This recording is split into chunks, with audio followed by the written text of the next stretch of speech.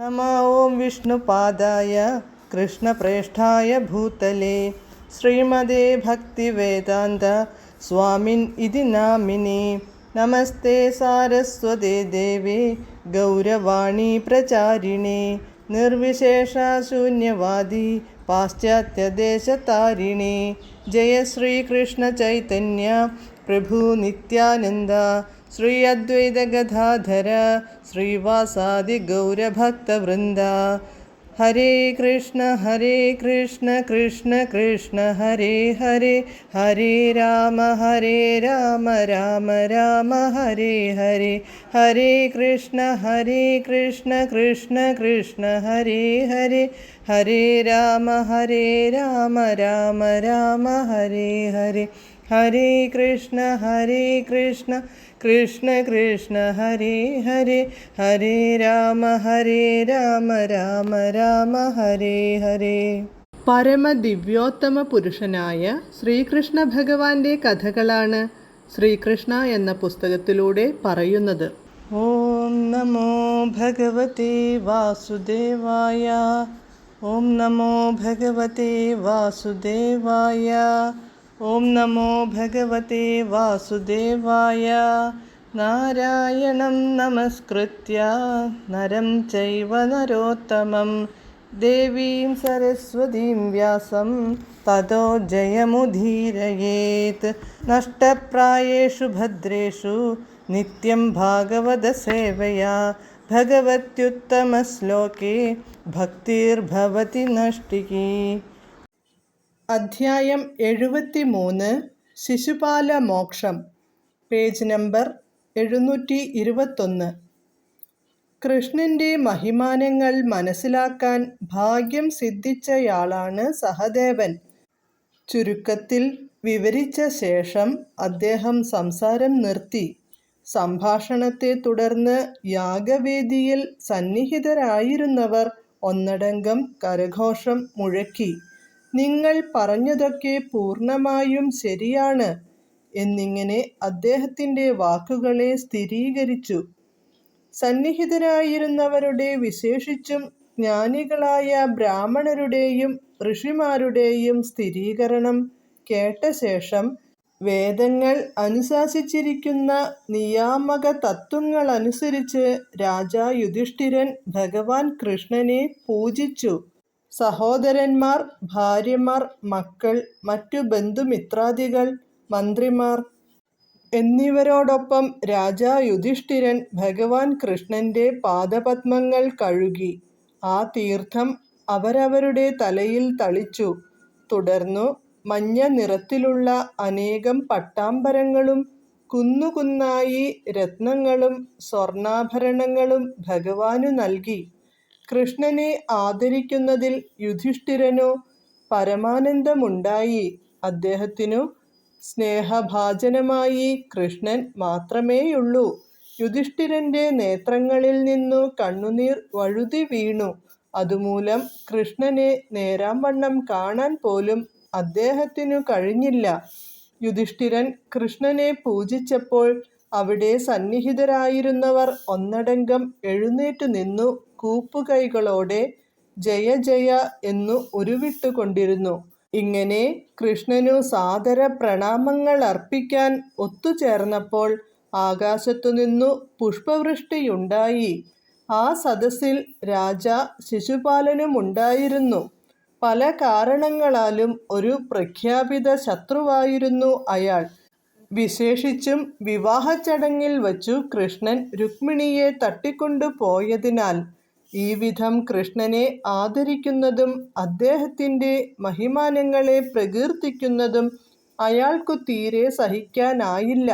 ഭഗവാന്റെ മഹിമാനങ്ങൾ കേൾക്കുന്നതിൽ സന്തോഷിക്കേണ്ടതിനു പകരം അയാൾ രോഷം കൊള്ളുകയാണുണ്ടായത്. കൃഷ്ണനെ ആദരിക്കാൻ എല്ലാവരും എഴുന്നേറ്റു നിന്നപ്പോൾ ശിശുപാലൻ അയാളുടെ ഇരിപ്പിടത്തിൽ തന്നെ ഇരുന്നതേയുള്ളൂ.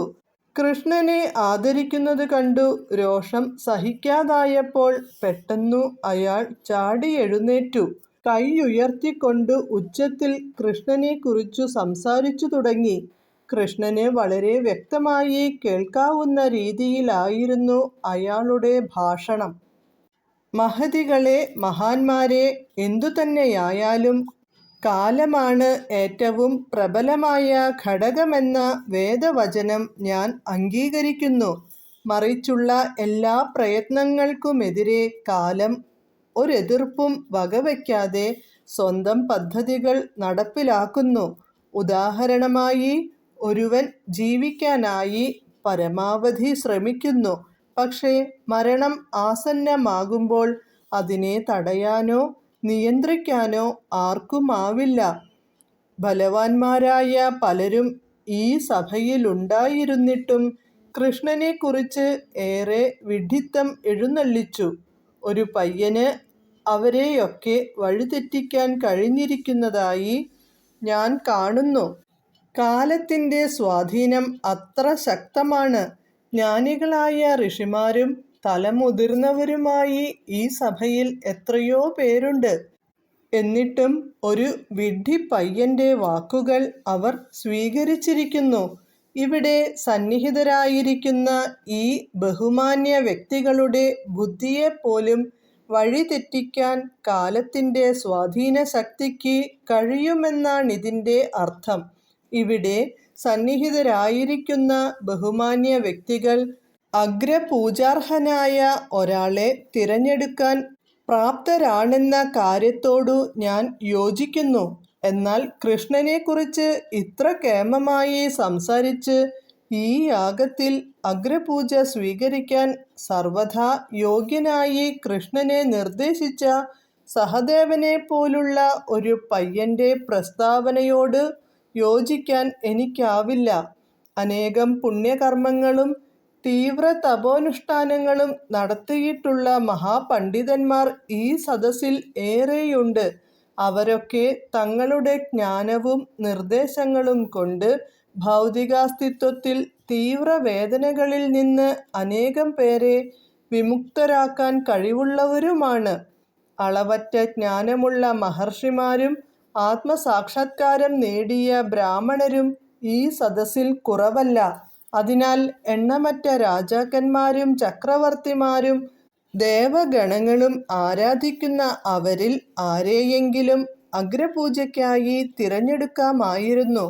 ഈ മഹാവ്യക്തികളെയൊക്കെ മാറ്റി നിർത്തി കേവലമൊരു കാലിച്ചെറുക്കനായ ഈ കൃഷ്ണനെ തിരഞ്ഞെടുക്കുന്നത് എനിക്ക് മനസ്സിലാക്കാൻ വയ്യാത്ത കാര്യമാണ്.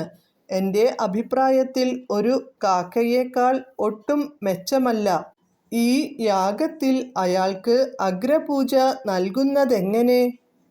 ഈ കൃഷ്ണൻ ഏതു ജാതിയിൽപ്പെട്ടവനാണെന്നോ അവൻ്റെ തൊഴിൽ എന്തെന്നോ നമുക്കറിയില്ല. ഇപ്പറഞ്ഞതു ശരിയാണ്. കാരണം കൃഷ്ണന് വിശേഷിച്ചൊരു ജാതിയില്ല, ചെയ്യേണ്ടതായി ഒരു തൊഴിലുമില്ല. സർവേശ്വരന് നിർദ്ദിഷ്ടമായ ഒരു കർമ്മവും അനുഷ്ഠിക്കാനില്ലെന്നു വേദങ്ങൾ പറയുന്നു.